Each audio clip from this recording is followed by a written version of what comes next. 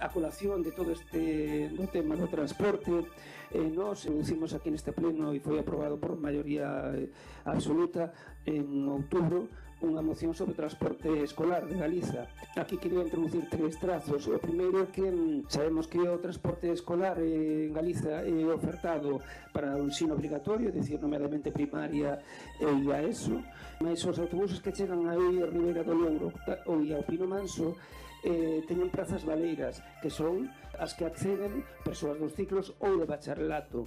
Isto é positivo, pero quedan algunhas persoas fora e isto dificultalles o seu acceso aos seus centros de formación. Por tanto, a solicitude en que se lle insta a Xunta que se incrementen o número de prazas deses autobuses, tal como se valorou naquela moción aprobada en outubro. Por outra banda, a área industrial do Porriño é das poucas áreas industriais de Galiza que non teñen transporte público para as persoas traballadoras. Por tanto, que tras un estudo de demografía da orixe das persoas, pois que se habiliten liñas de transporte público para os polígonos industriais. E terceiro punto ten que ver con algo que se falou aquí, e é que é certo que na franxa horaria entre 7:30 e 8:30 da mañá na Avenida de Galicia quedan moitas persoas traballadoras fora das prazas dos autobuses que proviñen tanto de Ourense como da Guarda e chegan tarde os seus postos de traballo.